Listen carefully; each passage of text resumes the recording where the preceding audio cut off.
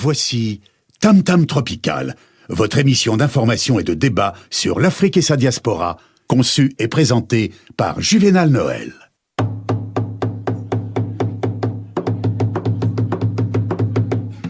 Plusieurs siècles avant la création du télégraphe, au cœur de la forêt équatoriale d'Afrique, les populations communiquaient déjà à distance, grâce au tam-tam. En un temps record, des messages étaient relayés dans plusieurs contrées. Tam Tam Tropical, l'Afrique chez vous, chaque mardi de 19h à 20h sur Radio Pluriel.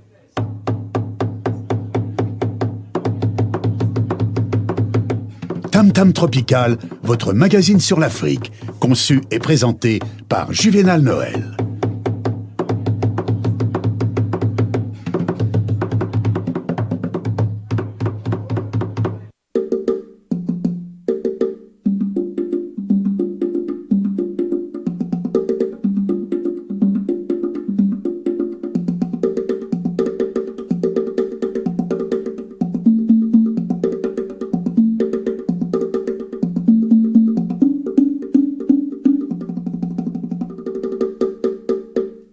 À la une de ce magazine, donc, plusieurs chefs d'État africains présents mercredi 9 et jeudi 10 octobre prochain à Lyon, aux côtés d'Emmanuel Macron, dans le cadre du Fonds mondial de la lutte contre le sida, le paludisme et la tuberculose.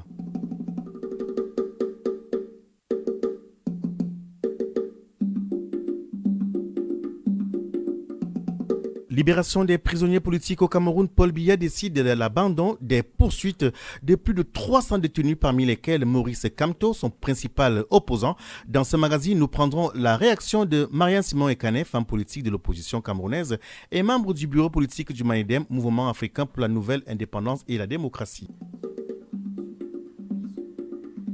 Également avec nous dans ce studio, plusieurs invités, nos chroniqueurs sont déjà en place, très studieux. Je commence donc par saluer l'équipe de chroniqueurs qui est là. À ma droite, il a accepté d'être là ce soir. Mohamed Barchi, bonsoir. Bonsoir. Comment allez-vous? Très bien, très bien. Passez un bon week-end? Excellent sportif et de grandes rencontres de cette semaine. Et également donc à la droite de Mohamed Barchi, il est là. Amine Sami, bonsoir. Bonsoir Juvénal. Comment allez-vous? Très bien et vous? Très bien, merci. Avec nous déjà dans ce studio, un invité qui est présent. Il a fait le voyage depuis l'Afrique. Il a fait une bonne partie même en fait de l'Europe à la conquête en fait de cette autre jeunesse. Il s'appelle Dieudavine Bombo. Bonsoir. Bonsoir Juvénal. Comment allez-vous? Je vais très bien. Merci. Alors pour ceux qui ne le connaissent pas, vous êtes jeune, originaire du Congo, RDC. Exact. Vous êtes parti il y a quelques semaines, pratiquement un mois. Et vous êtes responsable de la Coalition nationale des jeunes politiques et entrepreneurs. Affirmatif. Et vous parlez également de éveil et conscientisation de la jeunesse congolaise. Derrière cela, qu'est-ce que c'est concrètement? En fait, nous luttons pour l'intégration et la participation de la jeunesse congolaise dans le développement du pays. Alors, quand je parle de l'éveil, justement, et de la conscientisation, c'est l'effet de dire que tout Congolais doit être impliqué sur la bonne gouvernance que nous cherchons tant et pour étendre notre pays vers l'émergence. C'est vraiment ça le fond de notre CRIDEM.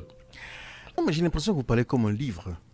C'est quoi? Vous avez été coaché par une équipe de communication. Ce travail, il a commencé quand? Ça fait combien de temps que vous faites ce travail? En fait, j'ai commencé dans la vie associative depuis 2015. Et c'est vrai que c'est le travail et l'habitude parce que je ne me vois pas en 2015 parler comme ça devant les médias. C'est histoire de s'habituer et après de se construire. Voilà. Et donc, vous êtes en France ce soir. Ouais. Il n'a pas été facile quand même de bloquer une date avec vous. Ouais. Vous avez fait le tour déjà. Vous disiez que vous étiez dans d'autres pays que la France. Vous avez fait le tour de la France. Ouais. Où avez-vous été et pourquoi? J'étais à Bruxelles. J'étais en Belgique. Parce que notre président, le président congolais, est allé rencontrer quelques Congolais de la diaspora. Alors j'y étais et après j'ai quand même visité quelques villes d'ici de la France pour aller à la rencontre des jeunes évoluant dans la vie associative aussi pour pouvoir essayer d'encore tisser le lien parce qu'on a besoin de ces jeunes-là pour pouvoir construire quelque chose de meilleur pour notre pays. Et donc pour vous dire merci à vous et à toute l'équipe qui est avec nous ce soir. J'aimerais préciser que ce soir, je suis assisté par Coralie Garneau qui a accepté de faire l'assistance de réalisation pour préparer ce magazine qui sera fort intense. Pour dire donc merci à vous et amis auditeurs qui nous écoutez depuis la France. Sur le continent africain et outre-Atlantique, nous allons vous dire donc merci avec cette brève ponctuation musicale. Tam Tam Tropical, c'est tous les mardis soirs de 19h à 20h sur Radio Pluriel.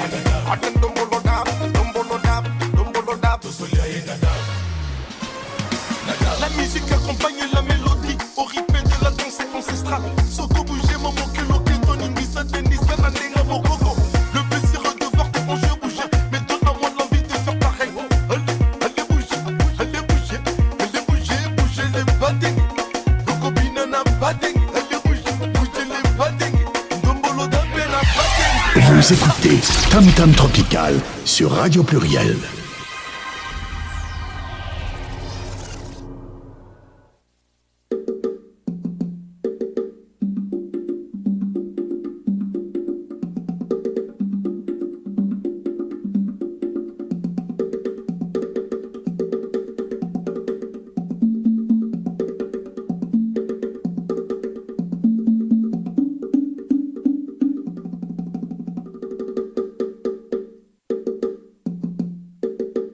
Mesdames, Messieurs, bonsoir, nous sommes ensemble pour une cinquantaine de minutes d'informations et de débats sur l'Afrique et ses diasporas. Soyez les bienvenus. Donc, je lui annonce donc à l'entame, le studio est prêt avec nos chroniqueurs qui sont déjà en pause. C'est notre premier invité qui est donc là, Joe David Mbombo, qui nous vient de la République démocratique du Congo, qui poursuit son périple en Occident pour pouvoir donc dresser une passerelle en substance, c'est de ce que j'ai compris, entre la jeunesse congolaise et celle de France. Avant cela, donc, le week-end dernier, donc, s'est tenu à Paris. À Paris, s'est tenue donc en fait une formation sur la mobilisation citoyenne. Cette formation qui était organisée par le Forum, entendez le Forum des organisations de solidarité issues de la migration, rassemblait donc en fait plusieurs responsables associatifs et plusieurs structures donc qui sont affiliées au Forum. Avec nous au téléphone ce soir, il s'appelle Ibrahima Anne. Bonsoir Ibrahima. Bonsoir Juvenal. Alors, vous êtes responsable du COSIM Nouvelle-Aquitaine, c'est bien cela? Absolument, je suis le secrétaire général du COSIM Nouvelle-Aquitaine. Très bien. Avant de vous passer la parole, nous allons écouter déjà en premier. Elle s'appelle Fiona Dubois, qui est donc responsable dans l'association L'Accélérateur de la Mobilisation, qui a tenu cette formation. On l'écoute. Alors, quand le Forum nous a sollicité pour mener cette formation à la mobilisation citoyenne, on a accepté tout de suite. D'une part parce que on a vu un potentiel sur la question de la mobilisation au Forum assez important par sa structuration, tout simplement parce que il y a énormément d'associations et de ressources dans le Forum au niveau local qui sont avec des leaders issus des communautés concernées et impactées par les politiques migratoires et par les projets de développement. Donc c'est le deuxième aspect, c'est le côté où finalement on estime qu'à partir du moment où les campagnes de mobilisation sont menées par des personnes concernées ou des personnes qui ont vécu d'une manière ou d'une autre ou qui sont alliées de ces mobilisations, la mobilisation n'en est que d'autant plus forte en fait. L'accélérateur de la mobilisation est un organisme de formation à destination d'associations ou de porteurs de projets individuels qui veulent mobiliser largement les citoyens autour de leur cause et utiliser cette participation de masse pour réaliser des objectifs qui sont des objectifs concrets et obtenir un impact réel dans la société. Aujourd'hui, quel est le réel besoin? Ou y a-t-il un réel besoin à former les gens dans ce secteur? La plupart des grandes ONG utilisent le plaidoyer comme un moyen d'influence des décideurs, mais ne voient pas dans ces nouvelles formes de mobilisation citoyenne quelque chose qui pourrait être complémentaire ou qui pourrait appuyer le plaidoyer. Or, à l'accélérateur de la mobilisation, on pense qu'il manque un maillon en fait entre ces nouvelles formes décentralisées, spontanées qui émergent sur les réseaux sociaux, comme Youth for Climate ou les Gilets jaunes. Et le secteur historique des ONG qui a des dizaines d'années d'expertise et énormément de ressources. Donc voilà, tout l'enjeu est de dire, le besoin et l'enjeu est de dire, voilà, pour ces ONG, comment est-ce qu'on peut s'inspirer ou du moins venir en soutien de ces nouvelles formes de mobilisation citoyenne. Tam Tam Tropical, c'est tous les mardis soirs de 19h à 20h sur Radio Pluriel.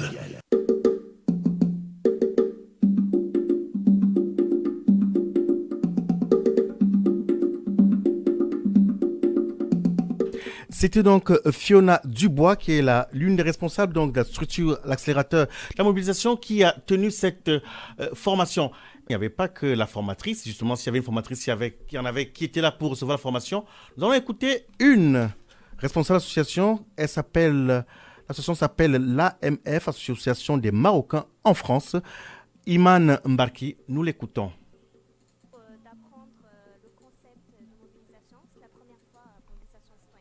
C'était la première fois que j'entends ce concept. Et du coup, franchement, c'était enrichissant. C'était une formation enrichissante et tout. Et voilà, j'aimerais continuer dans ce... Je sais pas comment dirais-je. Oui. Et qu'est-ce que vous en gardez? Qu'est-ce que je en garde? Plutôt les contacts là que j'ai eus aujourd'hui. Ils vont m'aider pour la suite, les réseaux. Je vais enrichir bien mes réseaux et tout. Voilà. Je vais garder le contact en fait des gens avec qui j'ai eu la formation. Je t'en prie. Vous écoutez Tam Tam Tropical sur Radio Pluriel. Retournons dans ce studio, nous sommes toujours en lien avec Ibrahima Anne, président du COSIM Nouvelle-Aquitaine Folplus. Bonsoir Ibrahima. Bonsoir Juvenal. Bien. Vous avez participé à la formation. Question toute simple. Pourquoi vous avez accepté de participer à une telle formation? Oui, j'ai participé à la formation. D'abord, merci pour votre invitation, Juvenal. C'est un plaisir de partager ces éléments avec vos auditeurs. J'ai accepté de participer à cette formation parce que nous sommes déjà dans un collectif en Nouvelle-Aquitaine qui agrège pas mal d'associations, pas mal d'OSIM qui font du travail de plaidoyer ici même et dans leur pays d'origine. Donc, cette formation, c'était dans l'objectif de pouvoir répercuter sur le terrain les techniques et les atouts qu'il y a dans les mobilisations citoyennes pour pouvoir profiter de nos OSIM, faire profiter à nos OSIM de ces techniques et des outils de mobilisation citoyenne pour un impact beaucoup plus important de leurs actions et des actions qu'ils ont envie de mener aussi bien ici en France que dans leur pays d'origine. Bien, 2 jours de formation. Êtes-vous aujourd'hui à même de pouvoir concrètement répercuter cela sur le terrain? Alors, dire aujourd'hui que je suis à même de pouvoir répercuter cela, c'est peut-être un peu trop ambitieux de ma part, mais disons que j'ai quand même saisi les outils, les techniques de mobilisation citoyenne et les outils de mobilisation citoyenne. C'est ça le plus important pour nous, en fait. Et de pouvoir les... Parce qu'en fait, sur le terrain, nous le faisons déjà. Donc, il faut juste qu'on arrive à mettre en place maintenant ces outils pour avoir une envergure beaucoup plus importante, pour avoir une portée plus importante des actions que nous menons ici. Donc, ces outils, effectivement, j'ai pu les avoir et ça me permettra, et ça permettra à nos associations membres, à nos OSIM membres, de pouvoir bénéficier de ces outils et de pouvoir travailler sur un aspect de plaidoyer aussi bien pour le COSIM Nouvelle-Aquitaine que pour le Forum en lui-même. Pour ceux qui ne le connaissent pas, en 2 phrases, le Forum, vous qui êtes administrateur juge du Forum, concrètement, qu'est-ce que c'est? En fait, le Forum, comme vous l'avez dit tout à l'heure, c'est le Forum des organisations de solidarité issues des migrations. Il regroupe toutes les migrations, et pas que les migrations africaines. Donc, quand on a tendance à entendre migration, on a tendance à dire toute migration qu'africaine, alors que les migrations, elles sont beaucoup plus variées. Le Forum, c'est pas que les migrations africaines. Donc, le Forum regroupe toutes ces organisations-là pour pouvoir porter la parole justement des migrants, porter la parole des migrants auprès des institutions aussi bien françaises qu'européennes et internationales. Donc c'est pouvoir porter notre voix, c'est-à-dire que nous-mêmes nous puissions parler en notre propre nom et que nous puissions expliquer à nos interlocuteurs quels sont nos besoins, qu'est-ce que nous voulons faire, comment nouer des partenariats avec ces interlocuteurs et pour pouvoir parler pour nous-mêmes, pas laisser aux autres tout le temps parler à notre place et pour nous, alors que les premiers concernés, c'est nous. Donc nous avons les capacités, nous avons les compétences, nous avons les ressources. Et le Forum agrège tout ça dans toute la France et permet, le Forum est par exemple représenté en région par ce qu'on appelle les COSIM. Vous avez le COSIM Nouvelle-Aquitaine, COSIM Rhône-Alpes, COSIM Bretagne, COSIM Normandie, voilà. Donc ces institutions, ces associations permettent de faire des plaidoyers, de travailler et de mettre en place, d'accompagner, de mettre en place par des formations à des associations, de leur permettre d'avoir des micro-crédits pour des micro-projets qu'ils peuvent développer dans leur pays d'origine et aussi faire du travail de plaidoyer, travail de formation, travail d'organisation, travail de structuration de ces organismes, de ces outils ici en France. Merci beaucoup Ibrahima Anne pour toutes ces informations. On espère vous avoir prochainement pour parler de ce que vous faites également. On pourra revenir sur votre structure associative qui œuvre dans la santé. En tout cas, merci et à très bientôt. Merci beaucoup Juvenal. Au revoir. Au revoir, bonne fin de soirée. Merci. Vous écoutez Tam Tam Tropical sur Radio Pluriel.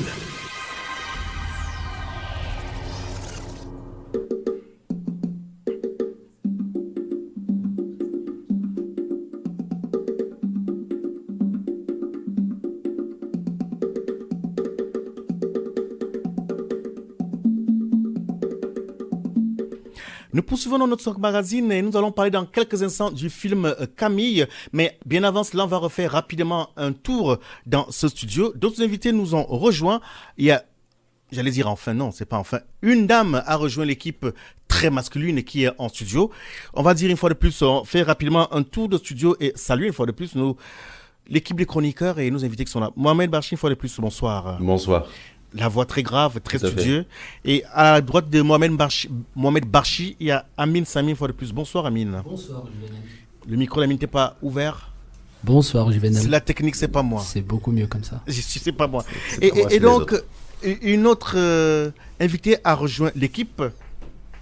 Elle est également responsable d'association. Je sais qu'elle parle des racines de Tassanou. Oui, exactement. Bonsoir Aïcha. Bonsoir Monsieur Juvenal. Comment allez-vous? Très bien, merci. Très ponctuelle Aïcha, elle a été. On reviendra sur votre association dans quelques instants. Face à moi, celui qui poursuit en train de se répéter, puisqu'il m'a dit qu'il a été préparé par une équipe de communication, Joe David Bombo, qui est le coordinateur de la Coalition nationale des jeunes politiques et entrepreneurs. Il vient du Congo RDC. Bonsoir Joe David. Bonsoir Juvenal. C'est un gros titre. Et donc, tout à l'heure, vous parlez d'éveil et conscientisation de la jeunesse congolaise. Pour ceux qui se joignent à nous, concrètement, qu'est-ce que c'est? Alors, nous sommes en train de créer une base de données. Une base de données des jeunes intelligents, de jeunes compétents, compétitifs, pour par après soumettre ces jeunes-là aux grandes institutions de la République. Et pour un équilibre et pour un bon fonctionnement des choses. Parce que c'est vrai que nous sommes en train de propager la prêche à dire que tout Congolais doit être impliqué dans le développement, à dire que déjà que c'est un processus qui demande beaucoup de sérénité, sérieuxité. Alors c'est dans ces cadrages-là que nous sommes en train de conscientiser ces jeunes-là. Et qu'est-ce que vous êtes venu faire en Europe précisément? Qu'est-ce qui vous amène en Europe? Alors, mon séjour en Europe a été très constructif, même s'il n'est pas encore achevé. Et je suis en train de chercher des partenaires. Je vais aller pour rencontrer des partenaires, pour rencontrer des étudiants de la diaspora. Et parce que nous sommes en train de vouloir nous sommes déjà en train d'élaborer certaines thématiques pour une série de formations des jeunes dans l'initiation à l'entrepreneuriat, parce que faire des thématiques encadrage pratique, comme la gestion de projets, créer des business plans, le marge à suivre pour trouver des financements. C'est vraiment dans ce sens-là que nous sommes en train d'aller, et pour une très belle avancée.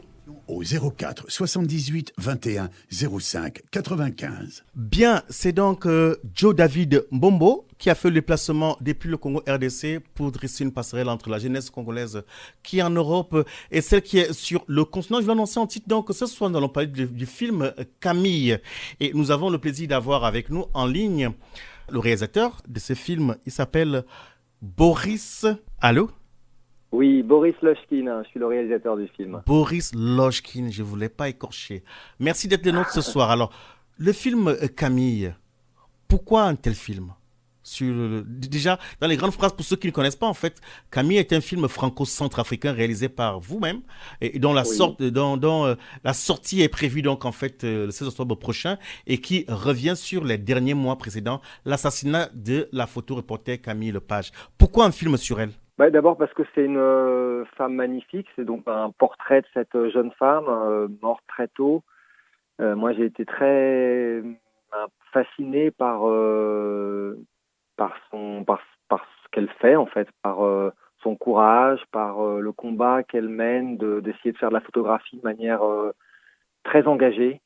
C'est-à-dire que elle, Camille, c'est quelqu'un qui dit toujours qu'elle ne veut pas être une photographe de guerre, elle ne veut pas être quelqu'un qui zappe de conflit en conflit, mais qu'elle veut rester longtemps là où elle travaille, passer du temps, essayer de se rapprocher des populations qu'elle photographie, et du coup faire des photographies dans lesquelles il y a une grande empathie. Le film, en principe, est prévu pour le 16. Le film sort le 16 octobre dans toutes les bonnes salles de France, mais il y a une avant-première à Lyon le 9 octobre, demain. Pourquoi avoir choisi de faire une avant-première? On fait des avant-premières à différents endroits en France, mais voilà, à Lyon, il y a plusieurs choses particulières. Il y a d'abord une magnifique école de cinéma à Lyon qui s'appelle la Cinéfabrique, avec laquelle j'ai eu la chance de pouvoir travailler. Donc c'est aussi une avant-première qu'on monte avec cette école, qui viendra en grand nombre. Lyon, c'est aussi un endroit où il y a une importante communauté centrafricaine, et je trouvais ça super de pouvoir montrer le film en avant-première à des gens de cette communauté. Et pour terminer, là c'est plus personnel, mais il se trouve que le producteur exécutif du film, qui n'est autre que le directeur de l'Alliance française de Bangui, est originaire de Lyon et qu'une grande partie de sa famille vit à Lyon. Voilà. Donc, ce film sera diffusé ici. Mais pour entrer dans la production de films comme celui-là, d'après nos informations, en fait, vous avez pu impliquer la jeunesse centrafricaine que vous avez pu former. Comment vous êtes arrivé à ce projet concrètement? Moi, je connaissais rien de la Centrafrique avant de découvrir l'histoire de Camille, donc de cette jeune femme qui a été tuée le 12 mai 2014 alors qu'elle travaillait comme photographe. Et c'est vraiment l'histoire de Camille qui m'a conduit en Centrafrique. Mais une fois que je suis arrivé en Centrafrique, voilà, j'ai noué en fait beaucoup de liens avec ce pays. Et maintenant, je suis très impliqué dans ce pays. J'ai avec d'autres, pas tout seul, nous avons monté des ateliers de formation au cinéma qui sont, avec le temps, qui sont en train de devenir quasiment une sorte de mini-école de cinéma à Bangui. C'est-à-dire que dans un pays que la culture a un petit peu déserté à cause des événements, un pays où il n'y a pas vraiment de cinéma, on essaye d'aider à un renouveau d'un cinéma centrafricain, à l'émergence d'une nouvelle génération de cinéastes, et on croit très fort à au développement d'un cinéma centrafricain pour les années à venir. Est-ce que cela a Et été... tous ces gens-là avec qui j'ai travaillé pour les former sont aussi venus travailler dans les équipes de mon film pour faire mon film. Est-ce que c'est évident pour vous, en fait, de débarquer comme cela, de les former et de tourner un film qui semble, de ce qu'on a pu voir comme bande-annonce, semble assez, assez intéressant? Évident, non, ça prend du temps. Moi, c'est l'aventure de ce film, c'est 5 ans de ma vie. Donc, c'est 5 ans dans lesquels il y a beaucoup d'écriture, de recherche, pour comprendre un petit peu de quoi il s'agit, pour comprendre à la fois Camille, cette jeune femme, pour comprendre le métier de photojournaliste, qui est un métier que je connais pas, mais sur lequel j'ai fait beaucoup de recherches pour essayer d'être juste dans ce que le film raconte de ce métier. Et puis, bien sûr, pour connaître la Centrafrique, la comprendre, et puis là-bas, me bâtir un réseau, me faire des alliés, me faire des amis, avoir des gens qui ont envie de travailler avec moi. Donc ça n'a rien d'évident, mais c'était une grande aventure qui a pris du temps. Vous écoutez Tam Tam Tropical sur Radio Pluriel. Pour ceux et ceux qui se joignent à nous, à ce moment, nous sommes en ligne avec le réalisateur du film Camille. Il s'appelle Boris Lochkin. Il nous raconte en fait l'aventure qu'il a amenée en Centrafrique. Que retenir en fait de ce film, en substance? Moi, ce que je retiens de Camille, et c'est ça que je pense ressort du film, c'est que c'est une jeune femme qui essaye de casser les barrières en fait. C'est vrai que moi, comme quand je suis arrivé en Centrafrique, j'ai ressenti très fort là-bas la barrière entre noir et blanc. Moi, quand je suis en France, je me perçois pas comme blanc, mais quand je suis arrivé en Centrafrique, j'ai ressenti ça très fort. Et malgré moi, c'est-à-dire que moi, j'avais pas envie, en arrivant là-bas, de me percevoir moi-même comme un héritier du colonialisme. Mais c'est quelque chose qui est très fort là-bas, qu'on ressent très fort. Et Camille, c'est cette jeune femme blanche. C'est quelqu'un qui essaie de casser les barrières, casser cette barrière blanc-noir, casser aussi la barrière entre le photographe et la personne qu'elle photographie. Essayer d'arriver, même si c'est pas facile, à trouver sa place dans ce pays qui vit des choses dramatiques, mais où il y a en même temps des gens magnifiques et où on peut vivre des choses formidables. Alors, pour contribuer à la promotion de ces films, vous avez choisi Baïla TV. Oui, mais Baïla TV est un des rares médias centrafricains actifs et très actifs auprès de la diaspora centrafricaine, parce qu'en Centrafrique même, ça reste compliqué à cause de la faiblesse des connexions Internet. Et encore une fois, moi, je fais ce film qui est un film français, mais qui est un film aussi centrafricain, avec des équipes franco-centrafricaines, avec beaucoup dans le film d'acteurs centrafricains. Donc je trouve ça important que le film soit vu par des centrafricains là-bas et ici. Nous sommes donc en ligne avec Boris Lochkin, qui est le réalisateur du film Camille. C'est un film franco-centrafricain réalisé par vous-même, dont la sortie est prévue le 16 octobre prochain. Mais cependant, le jeudi, non, c'est demain mercredi précisément. Demain soir, mercredi. Il y a une avant-première. En tout cas, merci beaucoup à vous de vous être libéré pour nous apporter un éclairage sur ce film. Merci à vous et je vous dis à demain à Lyon. À demain. Participez à l'émission Tam Tam Tropical. Appelez le 04 78 21 05 95. 04 78 21 05 95. En lien avec nous, visiblement qu'elle est déjà là, elle s'appelle Peggy, Peggy Mbasinga, qui est la directrice de Baïla TV. Bonsoir Peggy. Bonsoir Juvenal. Comment allez-vous? Ça va, merci. Alors, Boris Lochkin nous dit que c'est pas évident d'être un blanc en Centrafrique. Est-ce que vous confirmez cela? C'est un effet miroir en fait, c'est un effet miroir et c'est marrant en fait de ta part de dire ça parce que de l'autre côté, quand on est ici en Europe, je pense qu'on a le même constat. Donc voilà. Et les noirs en Europe ou en France se disent je me sens noir. Et de l'autre côté, un blanc qui va en Afrique, dans un pays africain, se dit là je me sens blanc. Donc c'est un peu cet effet, c'est l'effet miroir. Alors dites-nous, ce film, à votre avis, quand vous le regardez, il est fait pour qui? Il est fait pour le Centrafricain? Il est fait pour les Blancs qui sont en France? disons que moi, je pense que la volonté de Boris, c'était vraiment de raconter le parcours de Camille. Mais il se trouve qu'il a été au-delà peut-être de ses ambitions ou de sa vision du film, car en effet, ce film est un véritable miroir pour les Centrafricains. Il faut connaître la République centrafricaine pour comprendre ce film, l'apprécier. Donc, il est vraiment fait pour les Centrafricains parce que, comme je le dis, c'est vraiment un effet miroir. On se regarde, le Centrafricain se regarde dans une glace, en fait. Un effet miroir, il sera projeté en avant-première demain. Qui attendez-vous? Quel public attendez-vous?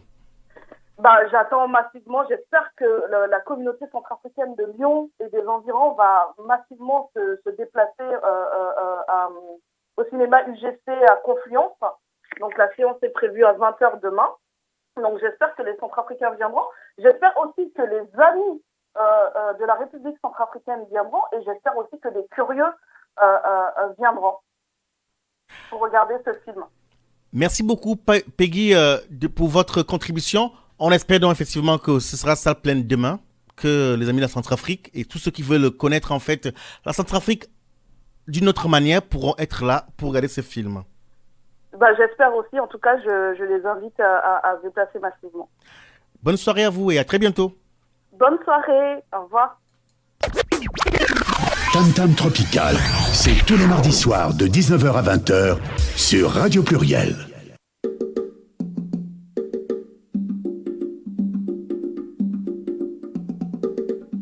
Comme je vous l'annonçais dans notre studio, une invitée elle nous a rejoint il y a quelque temps. Elle est très studieuse, Aïcha Errani. Bonsoir. Bonsoir, monsieur Juvenal. Oh, c'est pas tout le temps que j'ai monsieur avant mon nom. Merci pour cette marque-là. Alors, vous êtes la responsable de l'association Les Racines de Tassanou. Exactement, Tassanou. Tassanou, voilà. Qu'est-ce que c'est les racines? Les racines, on a compris. Tassanou, qu'est-ce que c'est? Les racines de Tassanou, en fait, c'est un mot berbère qui veut dire les racines de mon cœur. Les racines de votre cœur? Oui, c'est ça. Donc, l'association porte le nom de votre cœur? Exactement. Ah, et pourquoi ce nom? Parce que, tout simplement, c'est une association qui œuvre en faveur des populations vulnérables et isolées dans les villages berbères de l'Afrique du Nord.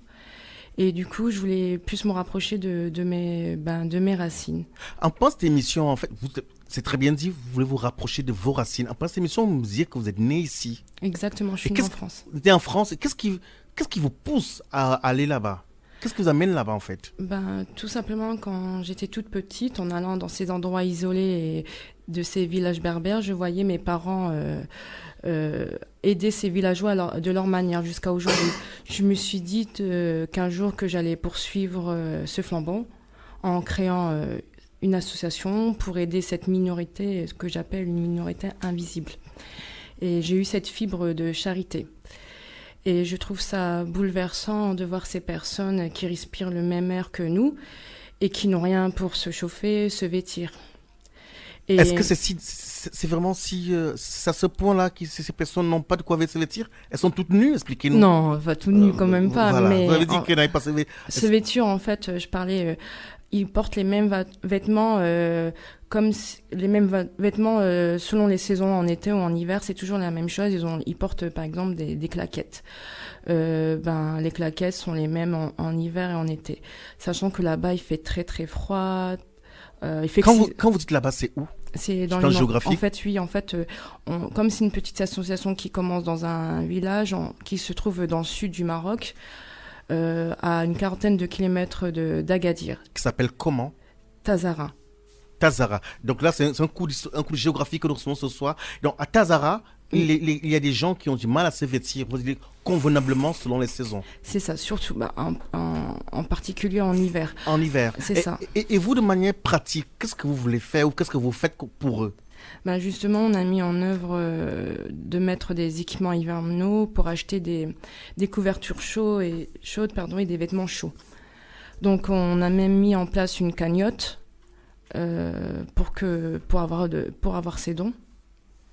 Voilà. Et depuis que la cagnotte est mise en marche, est-ce qu'il y en a quand même, qu'il y a des personnes de bonne volonté qui y contribuent? Oui, il y a certaines personnes qui ont contribué, mais on continue encore cette démarche. J'aime souvent quand on parle de financement parce que j'avoue, je le dis déjà ben comme cela, parce que souvent je suis très mal regardé. Là, vous nous parlez d'un élan de cœur, vous voulez aider les personnes qui sont en difficulté. Quelle garantie avons-nous qu'effectivement ce que vous collectez arrivera à ces pauvres populations? La garantie, on peut nous suivre sur les réseaux sociaux. Par exemple, on a une page Facebook qui s'appelle Les Racines de Tassano. Tassano, T-A-2-S-A-N-O-U. Donc, on peut aussi, vous pouvez nous suivre, nous envoyer des emails en prenant le même nom, Les Racines de Tassano 69, gmail.com. Bien sûr, un numéro de téléphone.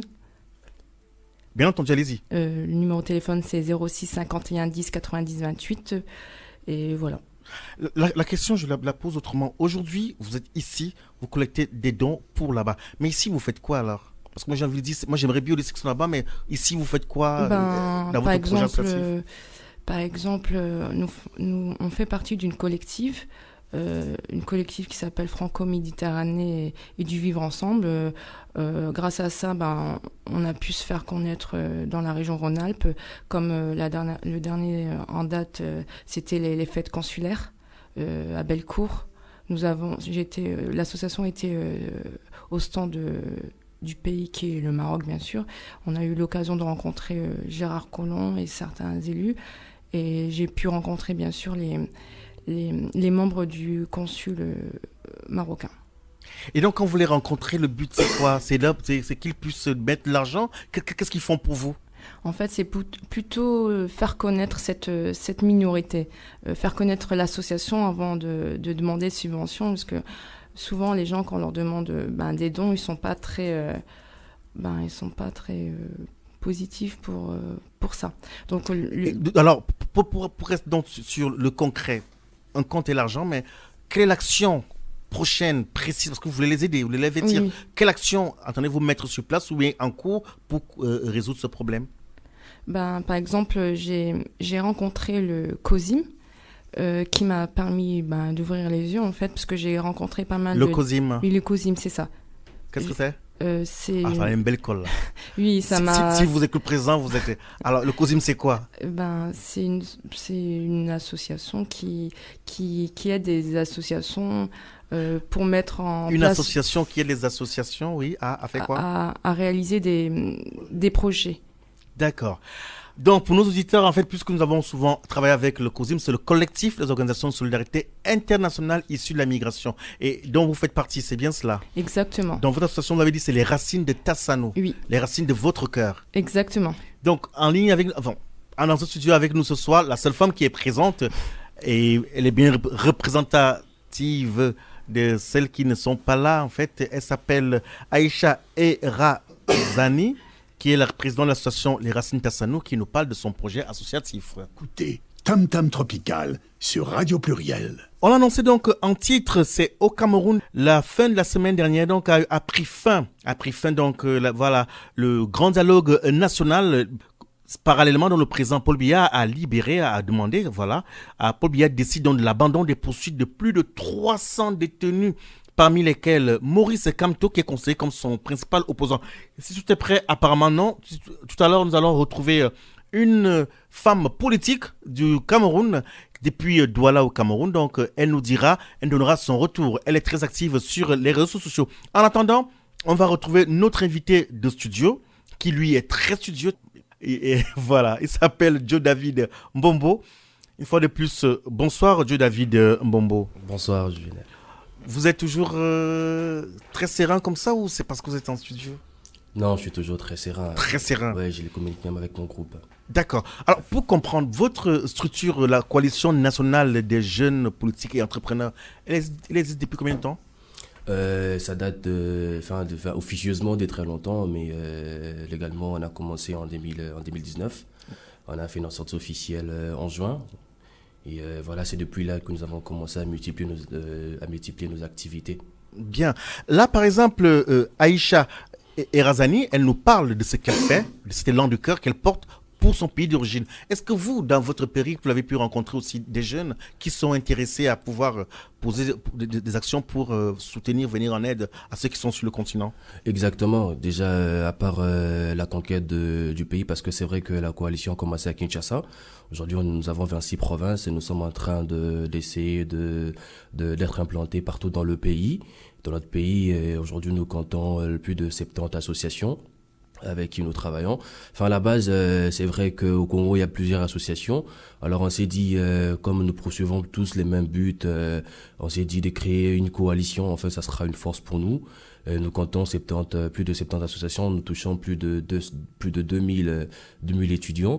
Et alors, mon séjour ici, j'ai pu rencontrer des étudiants qui sont assidus en la matière et qui sont expérimentés afin de pouvoir élaborer des thématiques praticables dans notre pays pour l'émergence même de la jeunesse, parce que c'est vrai qu'au Congo, la jeunesse congolaise constitue plus de 70% de la population. Alors, nous travaillons sur l'éveil et qu'elle soit impliquée sur le développement. Quand vous parlez de l'éveil de manière pratique et précise, moi j'aimerais entendre ce que vous faites concrètement quand vous y êtes, quand vous êtes chez vous, au Congo, RDC. D'accord, enfin déjà chez nous on a un problème de communication. Nos dirigeants, la plupart des personnes ne savent pas comment communiquer avec la jeunesse. Alors la jeunesse, elle manque de repères, la jeunesse, elle est fébrile. Alors nous, ayant eu cette chance d'aller à l'université, on s'est dit, avec les peu que nous connaissons, nous allons essayer de conscientiser nos jeunes à dire qu'ils devraient se prendre en charge, ils doivent suivre des formations, ils doivent s'impliquer dans tout ce qui touche leur pays, et c'est vraiment dans ce sens-là, nous sommes en train d'éveiller leur conscience à dire que si eux se bougent pas, les pays ne vont pas se bouger, si ils ne cherchent pas des financements non plus, les financements ne viendront pas. C'est vraiment dans ce sens-là que nous sommes en train d'éveiller la jeunesse. Apparemment, Amine, nos chroniqueurs, là, ils sont prêts. Amine Samir a une question. Alors j'aurais une question, est-ce que ce serait un raccourci ou alors une bonne synthèse que de dire que vous vous présentez comme un lobby pro-jeunesse? Voilà, exactement. C'est vrai, au Congo, il y a plusieurs jeunes qui n'ont pas l'opportunité. Déjà que à la base, chez nous, l'éducation, elle était vendue. C'est-à-dire plusieurs parents ne savaient pas comment faire scolariser leur enfant. Alors nous, on a eu cette chance-là, on s'est dit on doit faire quelque chose pour ceux qui n'ont pas eu la chance comme nous. Mohamed Barchi. Bonsoir. Alors, moi j'ai une question, on va dire, je vais mettre les pieds dans le plat, simplement. Là, c'est Mohamed. Allez-y. Voilà, mets les pieds dans le plat. Admettons que je suis congolais, okay. Et que vous vous adressez justement à la diaspora en fait congolaise, okay. Française, belge ou peu importe, d'accord.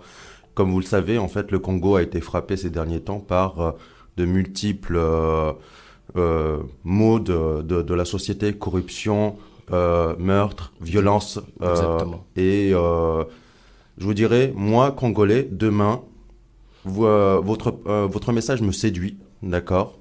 J'ai envie de m'investir dans mon pays d'origine. Quelle garantie vous me donnez que ma sécurité sera garantie, en fait, si je m'installe demain, si je veux m'investir dans ce pays en question? Quelles sont les garanties que vous proposez ou que vous garantissez à... D'accord. Préambulement, je veux commencer à dire que la diaspora congolaise, c'est une très grande richesse. Ils ont beaucoup d'expérience.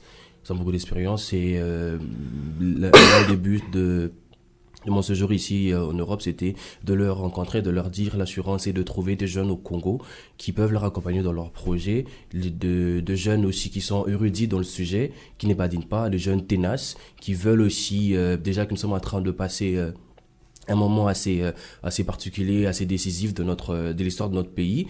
Alors voilà pourquoi vous trouvez des jeunes qui sont très dynamiques et très compétents aussi. C'est vraiment ça la chance que moi je peux vous donner, trouver dans le pays. Participez à l'émission Tam Tam Tropical. Appelez le 04 78 21 05 95. 04 78 21 05 95. Je l'annonçais donc en titre, donc Paul Biya, dont le président de la République du Cameroun, a décidé l'abandon des poursuites de plus de 300 détenus, parmi lesquels Maurice Kamto, celui qui est considéré comme étant son principal opposant. Et dans ce magazine, nous sommes avec Marianne Simon Ekane, qui est une femme politique. Elle est de l'opposition camerounaise, je précise. Marianne Simon Ekane, bonsoir. Bonsoir. Je précise que vous êtes depuis Douala, la capitale économique du Cameroun, c'est à Beaumont-Nogar. On a tenu à vous retrouver parce qu'effectivement, vous êtes activiste sur les réseaux sociaux et aussi vous êtes toujours présente sur les questions qui touchent le Cameroun. Comment comprendre en fait la libération de ces 300 détenus? Comment comprendre? C'est tout un processus. Comme vous avez dit, le président Biya, à la demande de la population camerounaise, a organisé un grand débat national. Donc cette libération va dans le sens de la décrispation de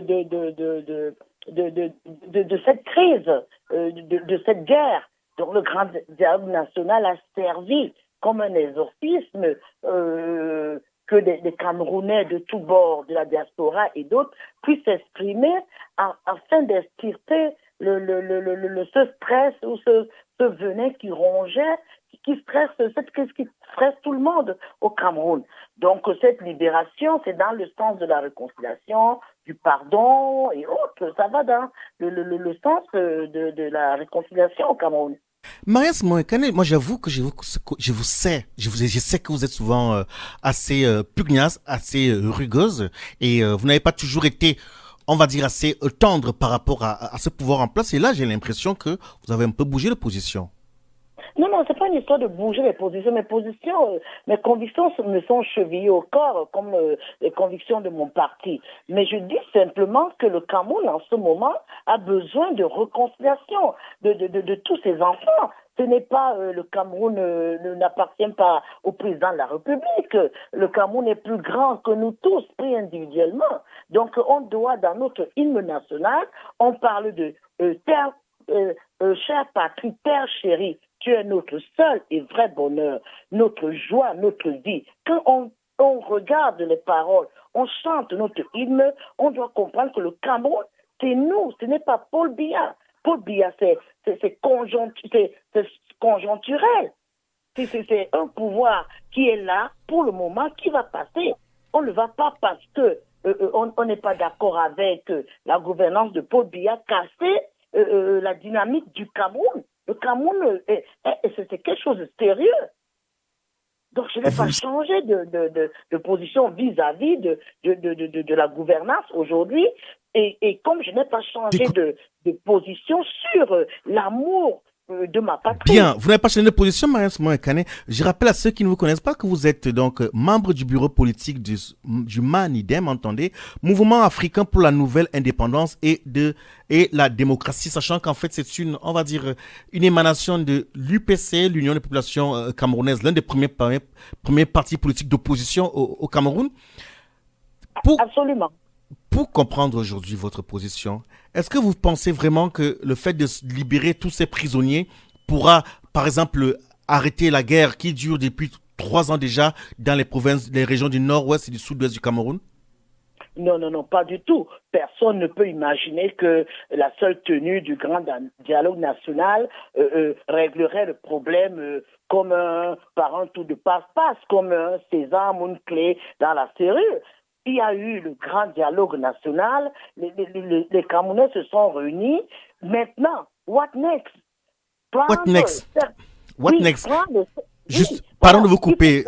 Justement, la question, quand je vous la pose comme cela, à votre avis, vous suivez ce mouvement politique depuis des années, dans l'opposition, vous êtes depuis de longues années.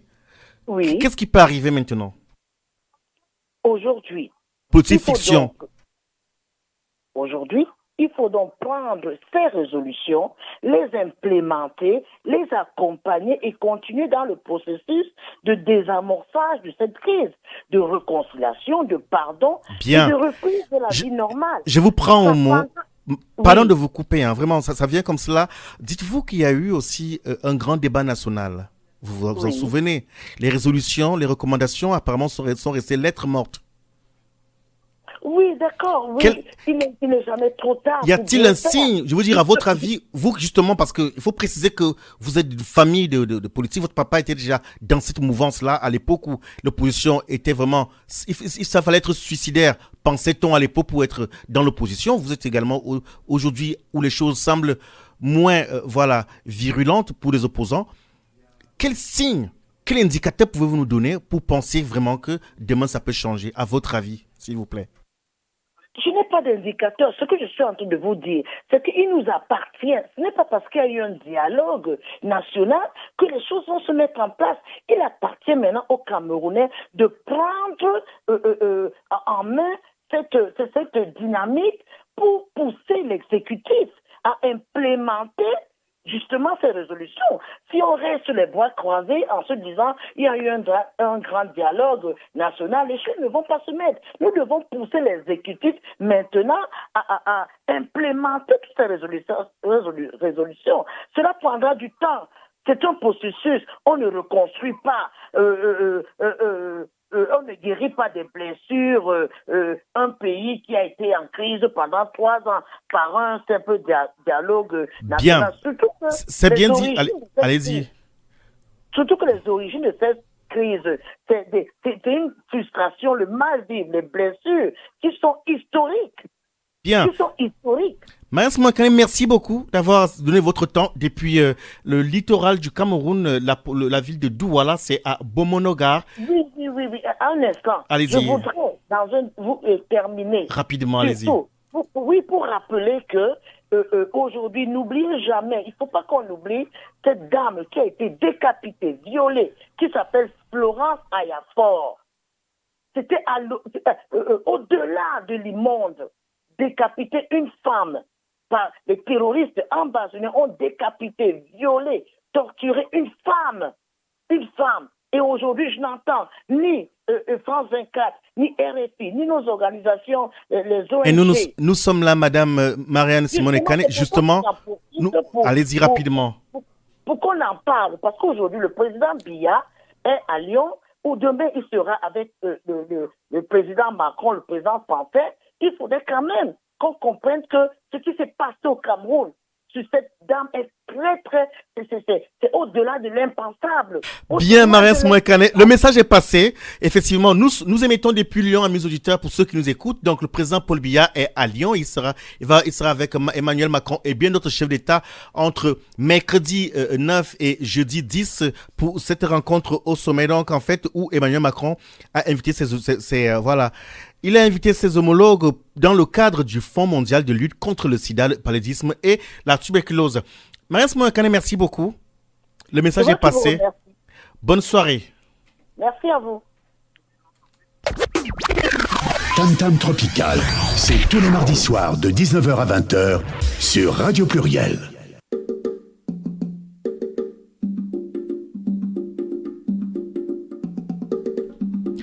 Nous retrouvons dans notre équipe ici en studio. Nous avons ce soir deux jeunes invités face à nos chroniqueurs qui, ce soir, semblent assez gentils parce qu'habituellement, ce n'est pas un exercice facile pour nos invités. Et là, Aïcha Erazani, elle est restée très studieuse par rapport donc aux racines de Tassanou. Et là, pour ceux qui sont lyonnais et de ses environs, donc samedi prochain se tiendra donc en fait ici même dans la capitale des Gaules, mais ce sera à Mions pour sa 3e édition, oui, le FIMEC édition 2019. Donc, sera à partir de 15h, le FIMEC, pour ceux qui le découvrent, ce festival qui regroupe en fait des artistes de tous bords. C'est un voyage musical, un voyage culturel, un voyage artistique à travers le papier gustatif, à travers les sonorités des danses et voilà, même aussi l'art vestimentaire. Pour ceux qui donc sont de la capitale des Gaules et des environs, à partir de 15h, ce sera donc à Mions, justement, et on pourra se restaurer sur place. Vous aurez donc au programme dans les grandes lignes stage de danse et de musique du monde avec Aro, atelier de création musicale pour les enfants avec l'USM qui est un de nos fidèles ici à l'émission Tantame Tropicale et qui sera donc là ce jour-là pour une prestation donc culturelle, et également des concerts avec Wax Africa Drums, Mento Club et invité d'honneur, c'est le Burkina Faso avec Sabali et des chansons de Nickel Mixed Band. Notre magazine arrive inexorablement donc à son terme. Il nous reste 2 grandes minutes et je regarde pratiquement notre invité Aïcha Erazani et face à elle, Mohamed Barchi qui a une question sûrement. J'ai une question pour Aïcha. Votre démarche, justement, elle est destinée en fait à vous reconnecter avec vos racines. Elle est là justement pour revendiquer ou faire découvrir ou redécouvrir une culture qui a été pendant un temps en fait mise à part. Ma question est la suivante, c'est qu'aujourd'hui la culture amazie, elle se retrouve au Maroc, elle se retrouve en Algérie, elle se retrouve au Mali, elle se retrouve en Libye. Comme vous le savez, c'est que l'Algérie est une ancienne colonie française, le protectorat est un ancien territoire français qui ont tous flirté avec la culture française, donc la culture occidentale. Comment reconnecter déjà des pays, on va dire, qui sont scindés entre, on va dire, une séparation entre la culture africaine et la culture occidentale, et vous arrivez pour vous reconnecter avec cette culture-là, on va dire, qui est déjà Aïcha, bien mélangée. Allez-y en 30 secondes, on fait gagner le pari. Tout simplement, moi je me considère avec une double culture, que ça soit française et amazigh, ou africaine en même temps, sachant que c'est vrai que le fait que l'association a été créée, ça me permet de voir en fait d'où on vient. Quand on sait d'où on vient, on n'a pas peur face aux gens. Très bonne réponse. Merci à Aïcha. Et j'avoue que non, je reconnais Mohamed Barchi. Aïcha Erazani, donc la présidente de l'association Les Racines de Tassanou, merci d'être venu. Merci à vous aussi. Et également face à moi, Joe David Mbombo qui nous est venu du Congo RDC. Merci d'être venu. Merci beaucoup, Gilles. Et également à Mohamed Barchi. Merci. Et un grand merci également à Amine Samir. Pour m'assister dans ce magazine, Coralie Garneau était assistante de réalisation. Dans vos délicates oreilles, je suis Juvenal Noël. On se retrouve mardi prochain. Bonne soirée. Bonsoir. Bonsoir. Plusieurs siècles avant la création du télégraphe, au cœur de la forêt équatoriale